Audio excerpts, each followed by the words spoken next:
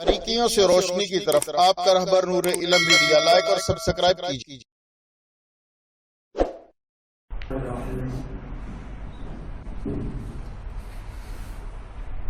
عزیزان محترم، جیسا کہ آپ کے علم میں ہے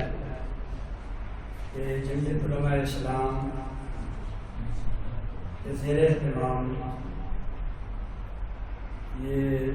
یوم صدیق اکبر کے حوالہ سے جمادی الثانی کے مہینہ میں مسلسل 20-22 پروگرام ترتیب دیے گئے ہیں، جن میں سیدنا صدیق اکبر رضی اللہ عنہ کے فضائل،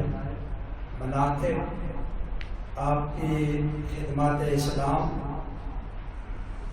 اسلام کے لیے آپ کی قربانیاں، انفاق فی سبیل اللہ، آپ کی عبادات، آپ کی محبت رسول، یہ سارے عنوانات جو ہیں وہ مختلف جو ہے نا وہ جگہوں میں ان پر گفتگو ہوتی رہے گی۔ اس حوالے سے یہ پروگرام ترتیب دیے گئے تھے کہ ہم اپنی نوجوان نسل کو، اپنے بچوں کو، اپنے بزرگوں کو یہ بات سمجھائیں، بتائیں، اور وہ اپنی اولادوں کو یہ بات سکھائیں کہ اس کائنات میں اگر کوئی احترام کے لائق ہے، اس کائنات میں اگر کوئی عزت کے لائق ہے،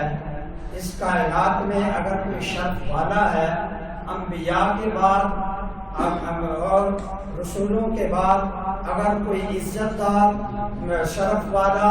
اور مرتبے والا کہلانے کا حقدار ہے تو اصحاب محمد صلی اللہ علیہ وسلم وہ سب سے زیادہ انبیاء کے بعد سب سے پہلے عزت کے حقدار ہیں، سب سے پہلے بے شرافت کے حقدار ہیں، سب سے پہلے توقیر کے حقدار ہیں۔ اور ہم بتائیں اپنی اولادوں کو کہ اصحاب پیغمبر وہ ہستیاں ہیں کہ جن کی وجہ سے قرآن ہم تک پہنچا، دین ہم تک پہنچا، حضور صلی اللہ علیہ وسلم کی حدیث ہم تک پہنچی، ہم مسلمان جو ہے نا اپنے گھروں کے اندر پیدا ہو رہے ہیں۔ تو یہ اصحاب پیغمبر کی جد و جہد، ان کی قربانیاں اور ان کی محنتوں کا صلہ ہے۔ اور عزیزان من، اس اصحاب پیغمبر کی جماعت میں سے سب سے اولین جو ہے نا وہ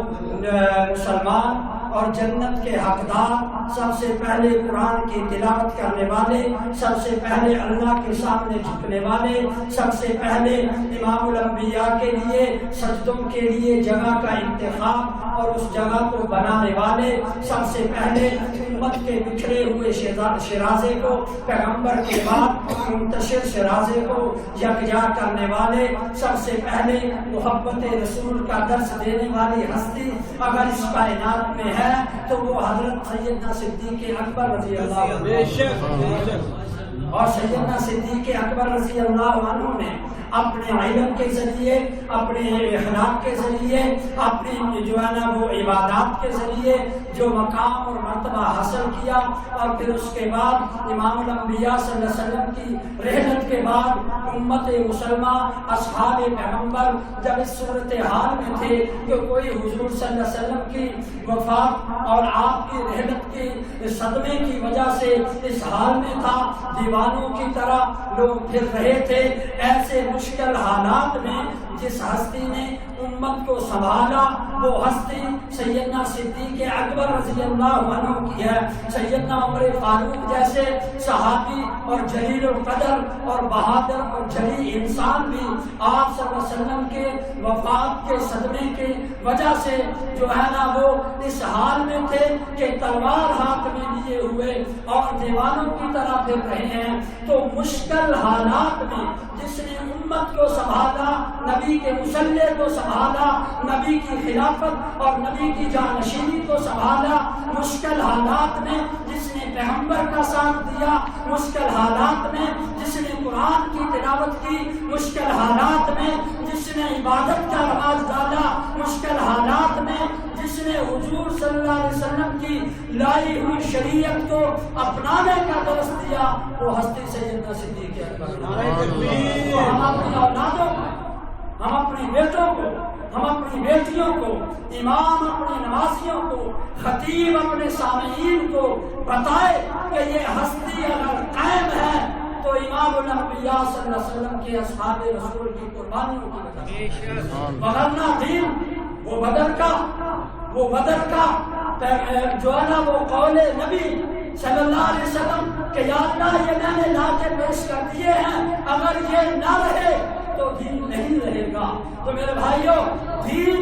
इस दुनिया के अंदर असहाबे रसूल की कुर्बानियों की बदौलत जिंदा है, जिंदा था और क़यामत तक जिंदा रहेगा। ये दरस अपनी औलाद को, अपने दोस्तों को, अपने महल्लेदारों को, अपने घर वालों को, अपने शहर वालों को सिखाना, ये सिर्फ और सिर्फ इमाम मस्जिद और खतीब की जिम्मेदारी नहीं है, हर मुसलमान की जिम्मेदारी है कि वो असहाबे रसूल की मोहब्बत को अपनी औलाद, अपने बेटों, अपनी बेटियों, अपनी बीवी, अपने रिश्तेदारों के दिलों के अंदर इस तरह नक्श कर दे कि दुनिया का कोई भी शख्स और कोई भी दुनिया का बदबख्त इंसान अगर उससे सामना हो उनका तो उनके दिल में से असहाबे रसूल की मोहब्बत को कम न कर सके। ये कोशिश करेंगे ना, ये हमारा मकसद था जमीयत उलमा इस्लाम का, जो है ना,